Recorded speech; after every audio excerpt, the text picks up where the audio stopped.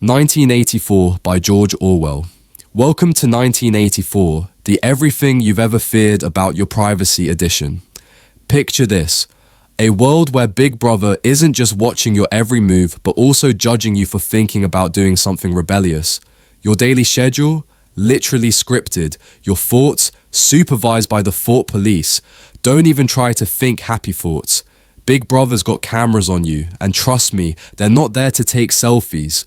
George Orwell's 1984 shows a society where total control is the name of the game. The government uses surveillance, propaganda, and a manipulated language called newspeak to keep people from thinking critically. Everything is controlled by the party, including history itself. Facts are altered, lies are promoted, and truth doesn't even exist anymore. You're not just being watched physically, your every thought is being monitored. Resistance, don't even bother.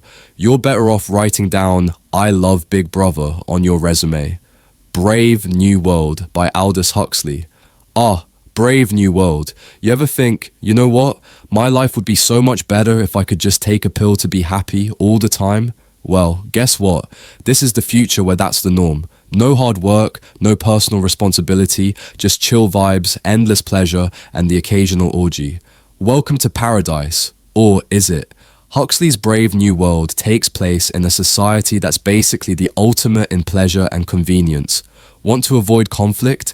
Just take Soma, a drug that keeps you permanently happy, ignoring all the inconvenient feelings that come with being human.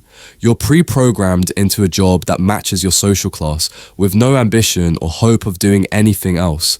Brave New World is a society where the cost of happiness is the complete eradication of free will and genuine emotions. You literally can't get a complaint in edgewise because everyone's too busy being content with nothing. Why bother with thinking or feeling when you can just feel great all the time? Who needs books, real relationships, or complex ideas when you can just chill in a perfect, untroubled bubble? Soma, Soma, Soma. It's like living in a resort, but without the freedom to ever leave. Fahrenheit 451 by Ray Bradbury. In Fahrenheit 451, books are illegal. Not illegal in the smoking in public way. No.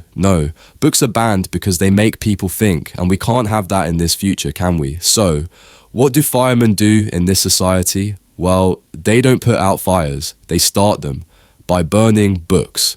Because clearly, reading is the worst thing that could happen to humanity, sure. In Fahrenheit 451, the government bans books because they provoke independent thought. People are kept in line by consuming mindless TV and endless distractions. The fireman's job is to literally burn books, erasing any trace of knowledge or critical thinking. The protagonist, Guy Montag, starts as a fireman, but soon questions the system, realizing that the government controls the population by keeping them ignorant and entertained. Fahrenheit 451 is about the dangers of censorship and the loss of intellectual freedom. Nothing says, "I'm a good citizen," like burning books. Imagine how much easier life would be if we just deleted everything that made us think, right? I'm sure all the intellectuals would just love this future. Who needs education when you've got reality TV to fill the void? Am I right? The Handmaid's Tale by Margaret Atwood.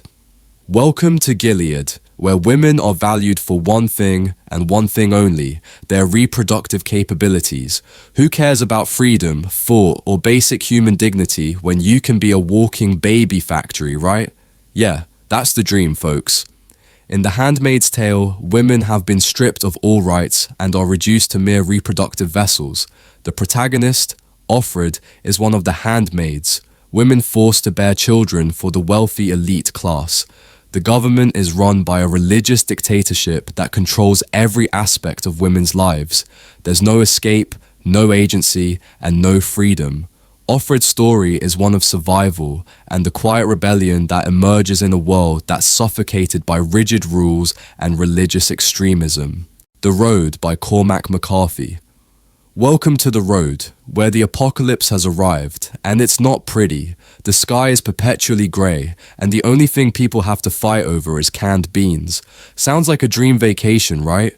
Who needs oceans and beaches when you can just wander around a burned out world, desperately searching for food? Let's go. In the road, the world is desolate, the environment is destroyed, the sun is gone, and all of humanity is struggling to survive in a scorched wasteland. There's no hope, just a slim chance of finding something, anything alive in the wasteland. Ah, yes, the delicious taste of cold canned beans in a world where everything else is, well, burnt to a crisp. Look, no one's asking for sunshine and rainbows here, okay? Just a little food and maybe a Wi-Fi signal to make the apocalypse feel a little more tolerable, right? Children of Men by P.D. James.